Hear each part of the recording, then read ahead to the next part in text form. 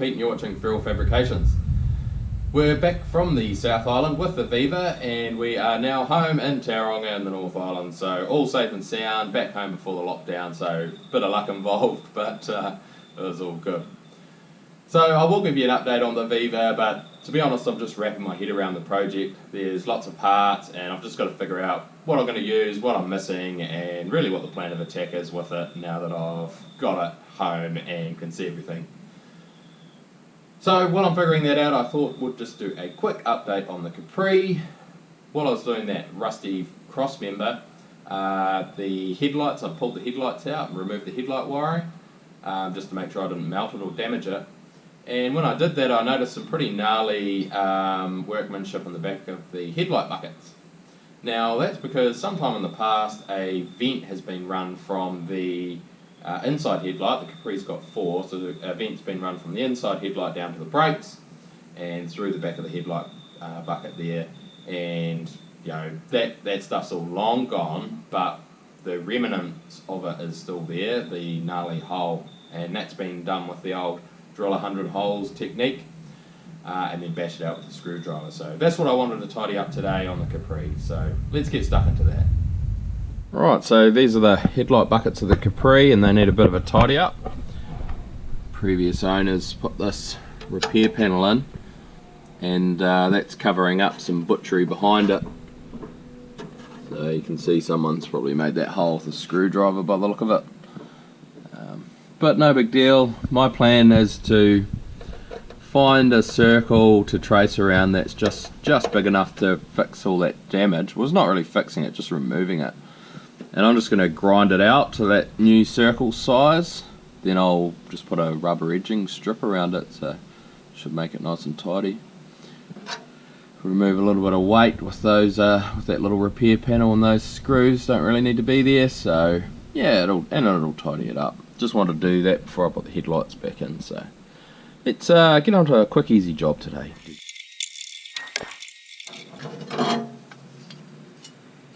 The side's actually been hot riveted in, so to drill those out.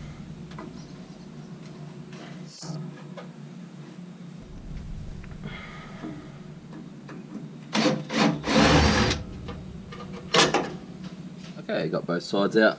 There's actually a little split in the middle going up here, but I'll probably just weld that up. This is the driver's side, so no crack or anything to deal with there. And I think we should be able to open that up to a pretty uniform circle. Let's get onto that now. Just be using the angry end of the die grinder for this job. But first let's mark out some nice uniform circles. Okay.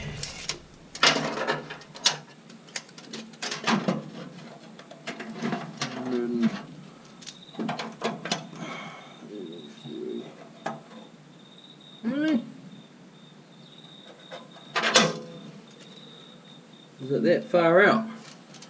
Not going to be able to make both sides the same because they're about 20 millimeters different. These guys just really went to town. Oh, I'll just mark it up as high as I can. And I might mark that one as low as I can.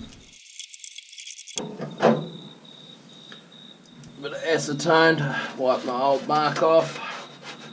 Look, you can see the original colour. That's kind of cool. Car used to be copper, and if you look at the colour code for the body shell, it had that copper colour as the factory colour. So pretty much as low down as I can go and as far that way as I can go. You can sort of see that should help line up the two sides, make them a bit more even. But believe me, I get it. If you're in a rush and you want something done, back in the day when your body shell wasn't really worth that much, I probably just would have gone alpha leather. Right, time to open this up with the angry end. Just going to get stuck in, try and make it as round as possible.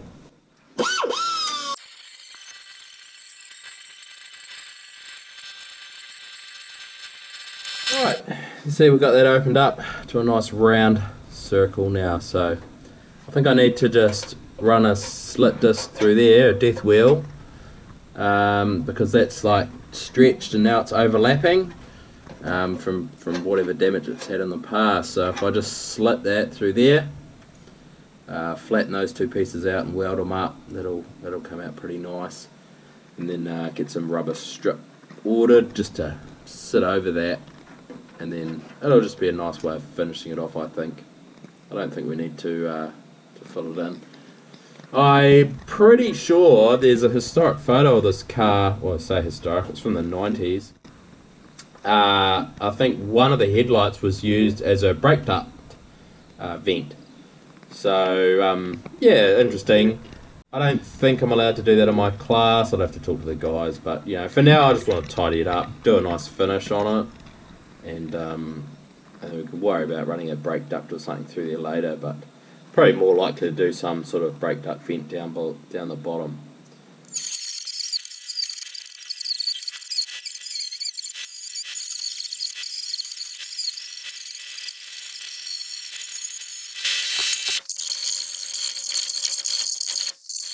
Right, there we have that headlight bucket repaired. Just going to grind those welds back flat now with the angry end. And at the driver's side too, just where the screw holes were. So we'll get that tidied up now.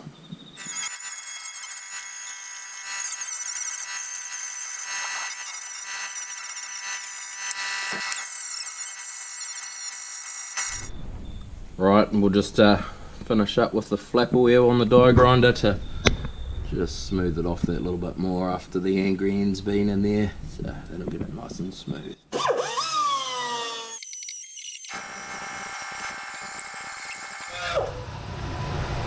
you go, team, all done. So just welded up that crack and welded on those screw holes, so worth the extra couple of minutes effort to do that. And I think we can call this job done. So that's all I can really do for now. Don't have any paint, don't have any rubber strip, so can't put the headlights back in until I finish that. So we'll just have to leave it there for now. Move on to a different job, I suppose, but nice and tidy now. Pleased with that. So there we have it, all done, tidied up, happy with that. Obviously can't get down to the shop to get any paint or rubber strip or anything. So we'll leave it there for now, and I'll go figure out what I can do on the Beaver and give you an update on that. So thanks a lot for watching, see you on the next one.